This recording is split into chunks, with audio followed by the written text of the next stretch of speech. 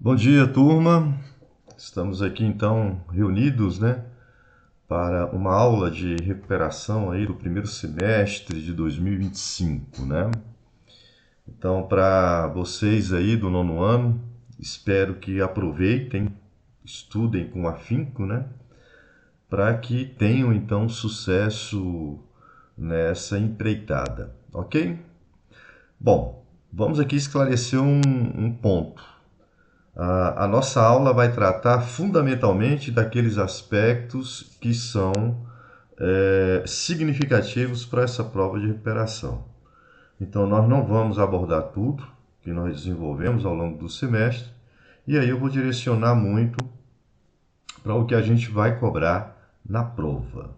Só para reforçar, isso já está postado lá na UD, que o conteúdo dessa prova envolve então a Primeira República ou República Velha, que aliás é o termo que eu vou usar aqui nos meus slides, tá? E a Era Vargas. Então eu só vou tratar de história do Brasil. Então serão aí praticamente 10, de 9 a 10 considerações. A primeira delas envolve aí os principais mecanismos de poder dos fazendeiros, dos poderosos fazendeiros, nessa Primeira República, nessa República Velha.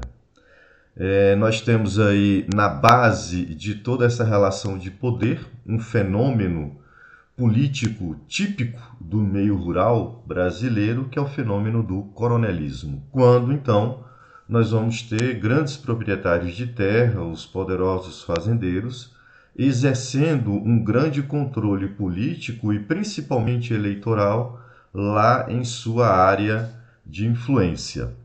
Vai se estabelecer então uma relação de poder junto ao eleitorado, às vezes uma relação marcada por violência, intimidação, compra de votos, enfim, que aí a história denomina esse voto controlado por esses poderosos fazendeiros como voto de cabresto, né? Vamos lembrar que pela Constituição de 1891, a nossa primeira Constituição republicana, o voto era aberto, o que vai facilitar, obviamente, o controle do processo eleitoral por essas figuras, né, que detinham poder político e poder econômico, tá? Um outro mecanismo importante aí nessa República Velha, que vai permitir essas oligarquias agrárias, esses grupos poderosos de fazendeiros exercerem o controle da nossa política, foi a política dos governadores.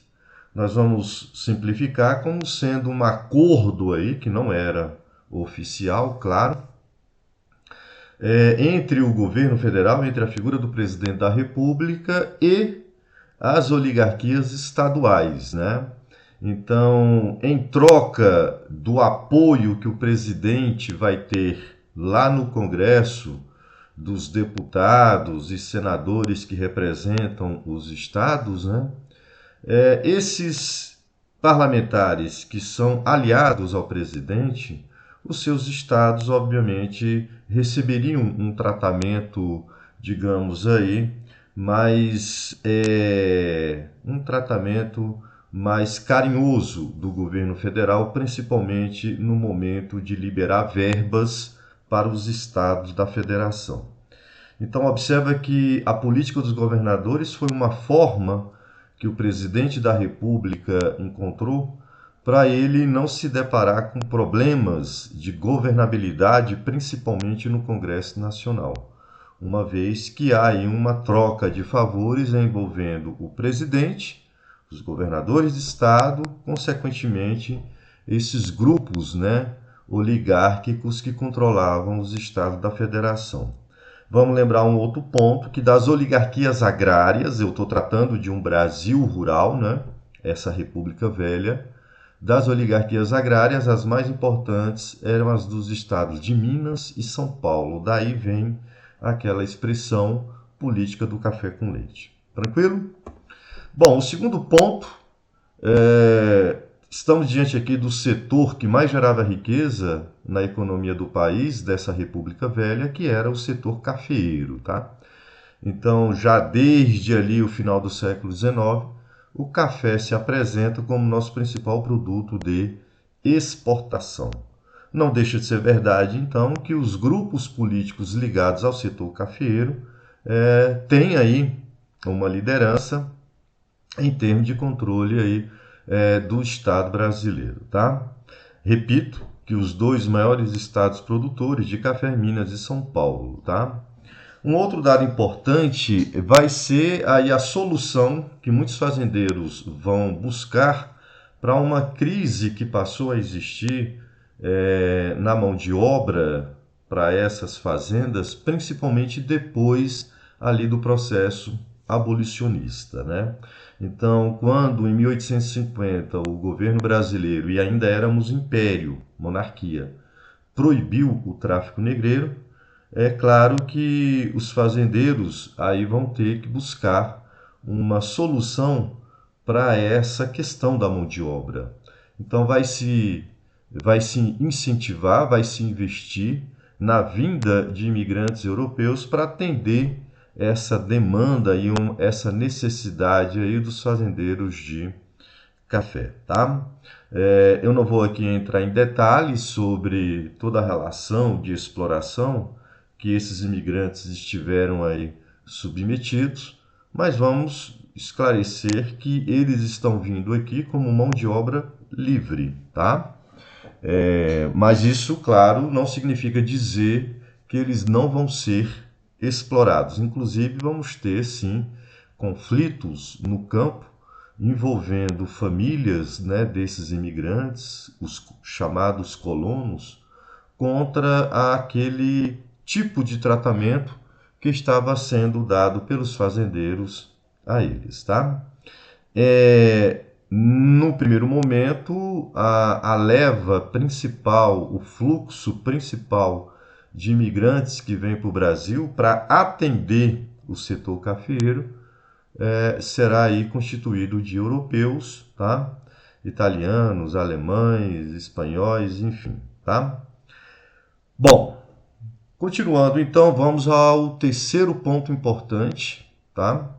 Que diz respeito às revoltas que vão acontecer nessa República Velha. Não vamos tratar de todas, foram muitas, o que obviamente já deixa bem claro que esse Brasil republicano que surge, ele estava então envolvendo num quadro de muitas tensões sociais, e é claro, isso muito em decorrência da concentração fundiária, então dessa coisa que é a maior parte das terras estar nas mãos de poucos indivíduos, e além disso, a própria condição de pobreza, de miséria, que muitos brasileiros estão aí submetidos, principalmente aquelas populações mais pobres que viviam no meio rural. Então eu fiz uma seleção aí de duas revoltas. Uma foi a revolta de Canudos, ela vai acontecer ali no interior da Bahia. Nós vamos ter uma figura que vai liderar o povoado de Canudos, que foi formado por pessoas simples, sertanejos, que vão ali ocupar uma terra que não lhes pertencia, né? Então a liderança coube ao beato Antônio Conselheiro. Ele era uma figura que pregava o evangelho de uma maneira mais rústica, mais primitiva, mais simples, de uma forma em que o sertanejo entendia ali os ensinamentos, né, de Cristo, tá? Esse povoado de Canudos chegou a reunir ali cerca de 30 mil sertanejos, então foi para lá de um povoado, né? Foi uma comunidade que estava com uma prática de vida, apresentando ali em muitas situações aquele espírito de igualdade. E é claro que esse povoado ele gerou ali a insatisfação das autoridades e principalmente dos fazendeiros, porque achavam que se o povoado de Canudos crescesse, poderia servir de exemplo para que outros sertanejos então ocupassem uma terra e criassem, né, seus respectivos povoados, enfim. Então, observem que o que mais atormenta as autoridades, o governo, os fazendeiros, envolve aí de novo essa questão da ocupação da terra, tá? O fato é que foram várias expedições militares para reprimir, para acabar com esse povoado, até que na última expedição, então, o governo vence e elimina, destrói por completo essa comunidade de sertanejos. Por que se fala que foi um movimento messiânico? Porque estamos diante de sertanejos que tinham uma liderança, que se dizia também uma figura preparada para pregar o Evangelho, né, pregar ali os ensinamentos de Cristo. A outra revolta, ela já é de caráter urbano, foi a revolta da vacina, foi um movimento até de certa maneira espontâneo, quando a população se revoltou contra a vacinação obrigatória. Esse projeto de vacinar obrigatoriamente a população por conta de doenças que proliferavam na capital do Brasil, na época o Rio de Janeiro. Então, essa campanha coube aí ao médico sanitarista Oswaldo Cruz, e é claro, da maneira como foi imposta essa vacinação contra a varíola e também a intenção do governo em erradicar outras doenças, paralelamente a essa questão da vacina, vem aí o projeto do governo em destruir aqueles cortiços que existiam no centro da capital, porque o governo apresentou um projeto de urbanização, de modernização, e é claro, essas pessoas mais pobres estão sendo aí praticamente expulsas do centro da capital, o que gera um grande problema social. Então a revolta da vacina tem muitos fatores aí envolvidos que explicam essa reação do confronto da população ali do Rio de Janeiro contra essa vacinação obrigatória, tá? Então foram aí os dois movimentos que eu selecionei que vão ser cobrados então na prova de recuperação. Outro fato importante para a gente também envolve aí a questão social, né, a questão dos trabalhadores, é que pouco a pouco nós temos aí em alguns estados do Brasil o crescimento da industrialização. E é claro que esses trabalhadores das fábricas que estão ali surgindo em alguns centros urbanos, em outros até havendo um crescimento, esses trabalhadores eles eram desprovidos, eles não tinham qualquer proteção ou amparo em termos de leis que protejam o seu trabalho, os seus direitos. E aí, é claro, são muito explorados em situações até grotescas, como era a exploração do trabalho feminino e do trabalho infantil, tá? Fora as condições insalubres de trabalho, fora a questão dos salários que eram muito baixos, jornadas de trabalho muito extensas, chegando ao ponto aí de termos 16 horas por dia, enfim. Então, todas essas condições precárias de vida, de trabalho, de salário, vão levar os operários, os trabalhadores a fazerem suas dedicações, a lutarem pelos seus direitos, e em alguns momentos as lutas não serão tão pacíficas, cordiais com os patrões, né? Nós vamos ter os trabalhadores aí organizando movimentos de paralisação, ou seja, greves. E dos movimentos, o mais importante foi a famosa greve geral de 1917.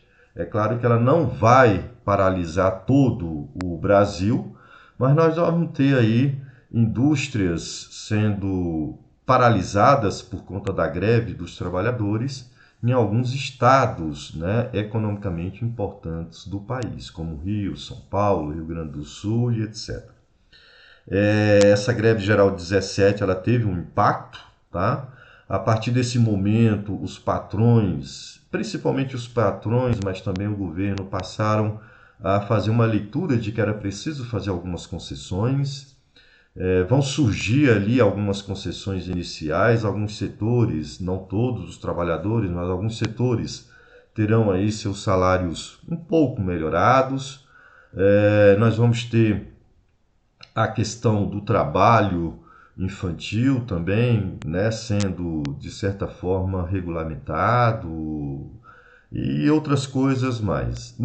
Porém, aquilo que é mais importante para os trabalhadores, que era a própria criação de leis que garantissem isso, né, de uma maneira mais uniforme e para um conjunto maior de trabalhadores, é claro que isso vai acontecer aí no transcorrer de toda a história republicana e com Getúlio Vargas, então muitas dessas leis serão criadas, que é um assunto que nós vamos ver depois.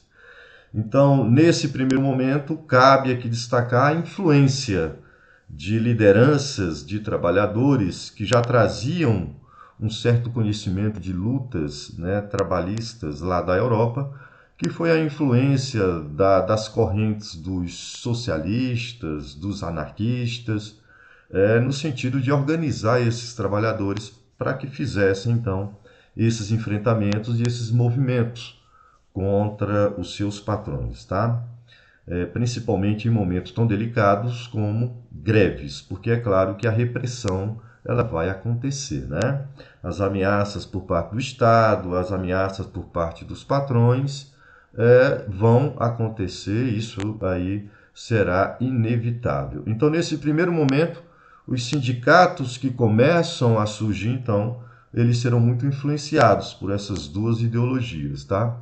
A dos anarquistas e dos socialistas. Observem que são ideologias de esquerda, tá? Bom, e para finalizar aí sobre a República Velha, um outro acontecimento aí que vai ter um impacto tremendo na vida política do país, que vai ter inclusive um desdobramento na Revolução de 30, liderada por Getúlio, que foi o movimento tenentista. Então, ali a partir dos anos 20, nós vamos assistir a um descontentamento partindo de dentro dos quartéis, principalmente de jovens oficiais do Exército Brasileiro, tenentes e capitães, que estarão colocando em xeque as estruturas políticas do país dessa Primeira República. Então nós temos aí esses militares, esses jovens oficiais do Exército Brasileiro, insatisfeitos contra o tipo de política que se praticava, a corrupção, as fraudes eleitorais, o voto de cabresto, né, aqueles mecanismos políticos de dominação das oligarquias agrárias, e eles vão passar a levantar uma bandeira de moralização da vida política e eleitoral brasileira. O fato é que esses jovens militares, eles não conseguiram aí fazer a tal da revolução. Tentaram, inclusive, derrubar um presidente, que foi o presidente Arthur Bernardes. Vai ser no governo desse Arthur Bernardes que as revoltas tenentistas vão mais se concentrar, tá? E aí a gente pode citar, então, 3 momentos importantes de ação militar propriamente dita desses jovens militares do Exército contra essas estruturas da República Oligárquica. A primeira foi em 1922, com a chamada Revolta do Forte Copacabana, ou os 18 do Forte. Esse movimento, embora tenha começado ali com 300 militares, ele vai se encerrar com um número aí equivalente a 18, o que obviamente é um romantismo, achar que eles vão conseguir vencer as tropas federais, tá? Então foi um movimento ali que no confronto, em troca de tiros, esses jovens militares do Exército fracassaram.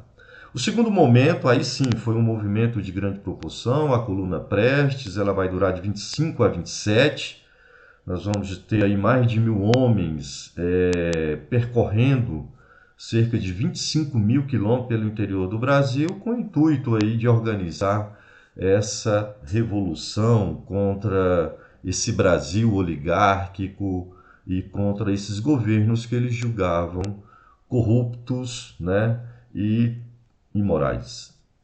E por último, na Revolução de 30, que Getúlio Vargas, então, de certa maneira, se alia a essas lideranças tenentistas, uma vez que Getúlio estava diante de um grupo que já carregava, né, uma história e experiência de luta armada contra o governo.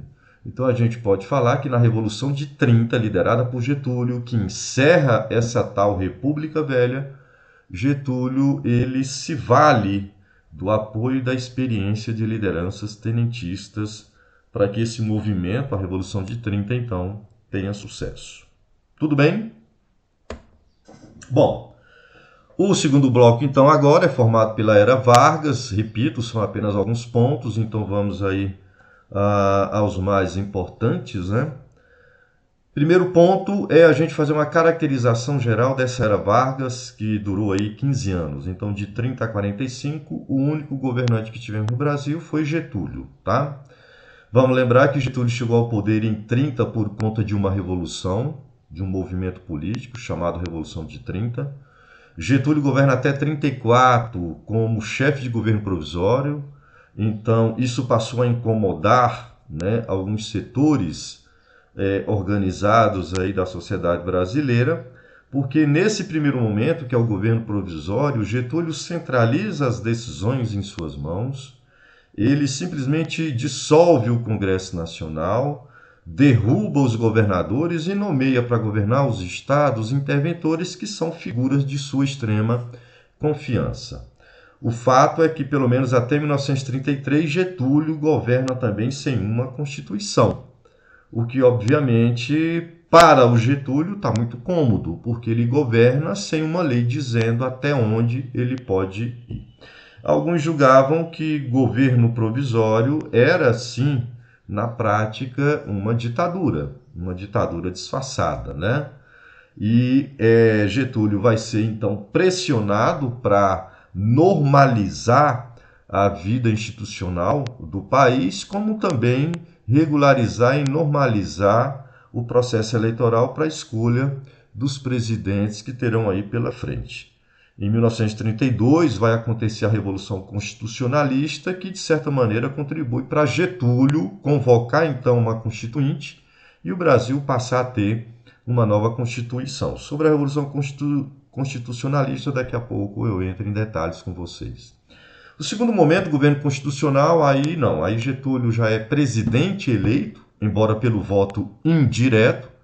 Nós vamos ter uma nova Constituição, que vai ser a Constituição 34, mas nesses poucos anos de governo constitucional, entre 34 e 37, o que mais marcou foram os confrontos ideológicos e políticos, e esses confrontos manifestados aí em vários espaços da sociedade brasileira entre a Aliança Nacional Libertadora, mais um grupo de esquerda, e a Ação Integralista Brasileira, que tendia a ir para a direita ou até a extrema direita. Sobre esses dois grupos também daqui a pouco a gente caracteriza, tá?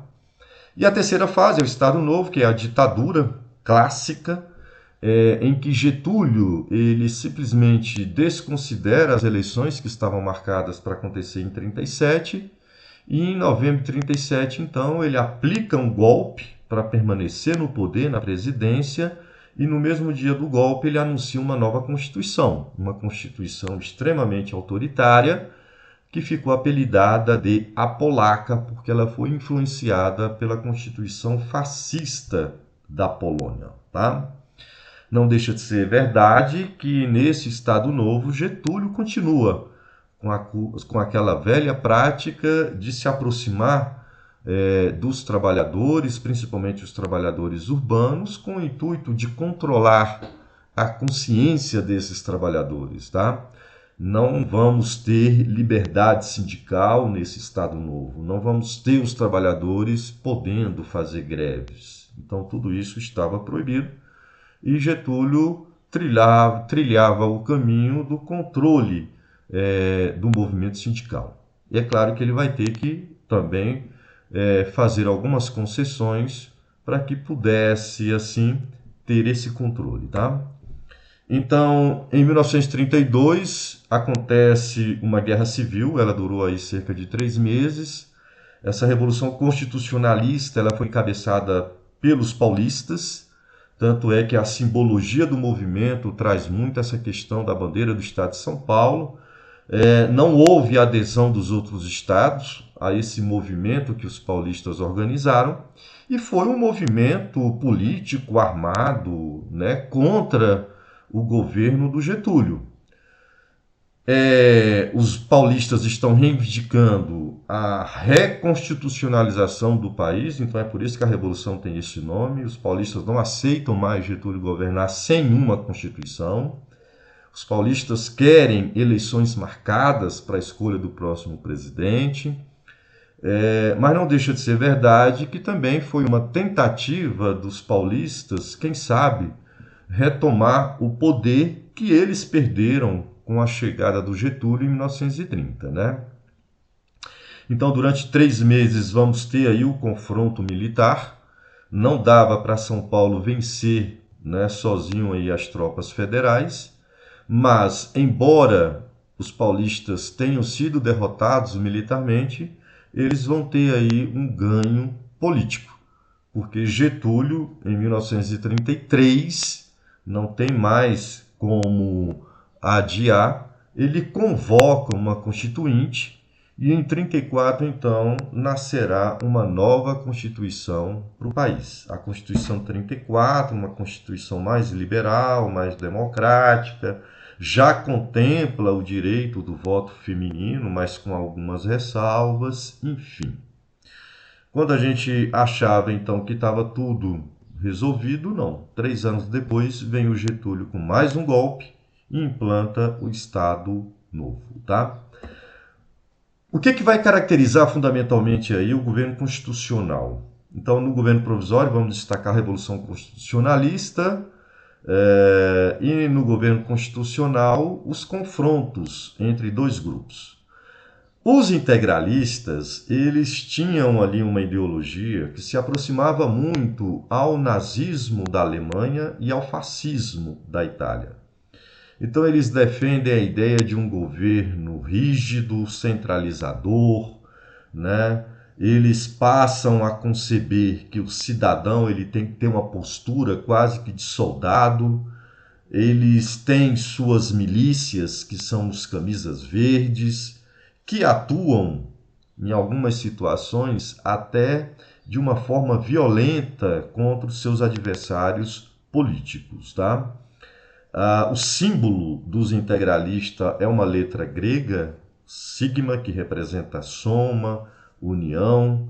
Eles são nacionalistas, mas eles são antiliberais, antidemocráticos, anticomunistas. Então, se a gente for caracterizar pelo espectro ideológico, os integralistas, os camisas verdes aqui do Brasil, liderados por Plínio Salgado, eles então representavam uma força política da extrema direita, tá? São conservadores, autoritários, retrógrados, enfim. Defendem ditaduras. O outro lado, a Aliança Nacional Libertadora, que vai ter como liderança aí o Luiz Carlos Prestes, era uma frente ampla, que nós tínhamos desde figuras mais moderadas até aqueles que tinham posturas mais radicais, como os comunistas, tá? Então a Aliança Nacional Libertadora era uma frente ampla, antifascista, que a gente pode definir como sendo uma frente ampla mais de centro-esquerda. Eles defendem, por exemplo, em sua plataforma, algumas questões que afligem a vida das camadas mais pobres e humildes da sociedade.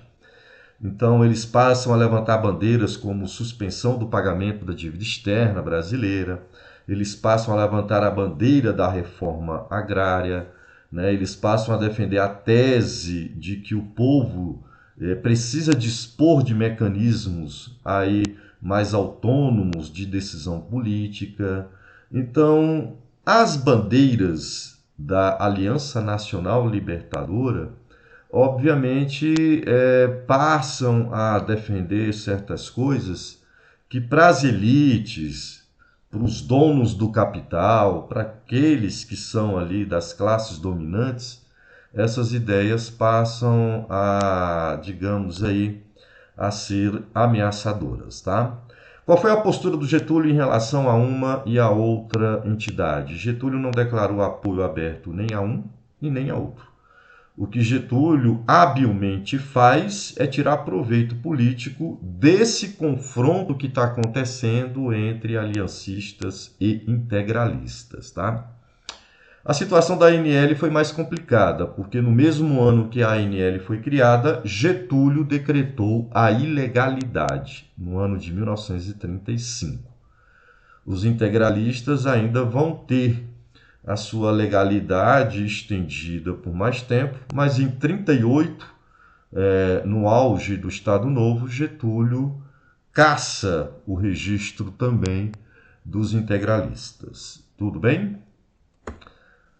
Bom, para finalizar a nossa aula, eu prometi para vocês, né, que seria uma aula bem objetiva, né?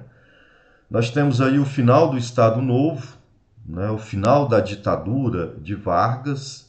Então, o Estado Novo cobre aí de 37 a 45. E um dos órgãos criados pelo Getúlio para lhe dar assessoria, né, e apoio nessa condução de um governo ditatorial foi a criação do DIP, Departamento de Imprensa e Propaganda. O DIP ele tinha basicamente duas funções: censurar os meios de comunicação. Vamos lembrar que no Estado Novo é ditadura, não existe liberdade de pensamento e de ideias, tá?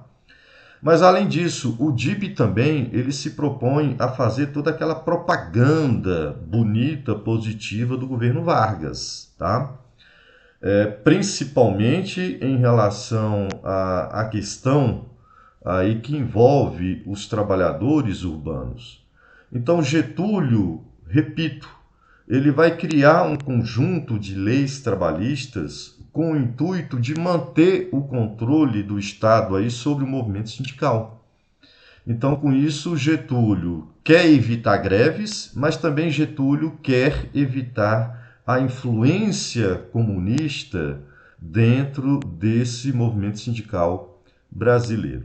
Então, repetindo, o DIP ele tinha basicamente duas funções: censura e propaganda do governo. E a grande cartada que Getúlio vai usar para fazer essa propaganda positiva do seu governo serão os direitos trabalhistas que ele vai acabar concedendo. Mas repito, não porque Getúlio era bonzinho, mas porque Getúlio entendia que naquele momento em que a indústria do Brasil até estava crescendo, era preciso que o governo exercesse o controle sobre esses trabalhadores, sobre o movimento sindical, tá? Em 1942, o Brasil rompe relações com o Eixo. O Eixo era aquele bloco da Segunda Guerra formado pela Alemanha, Itália e Japão. Em 1944, nossos soldados, principalmente ali da Força Expedicionária Brasileira, vão para a Europa lutar contra essas ditaduras. E aí, claro, que o Estado Novo ele caiu numa contradição. Ficou muito complicado para o próprio Getúlio querer manter essa ditadura com o final da Segunda Guerra, porque o governo dele estava agora diante de um impasse. Nós fomos lutar contra as ditaduras lá fora, mas, no entanto, mantínhamos uma ditadura aqui dentro. Então, quando essa guerra acabou, ou estava próxima de se encerrar, já com a vitória dos aliados, ficou muito complicado para o Getúlio querer manter essa ditadura. E aí, já no segundo semestre de 45, o próprio Getúlio começou a criar algumas decisões, né, baixar alguns decretos no caminho da abertura política ou da redemocratização.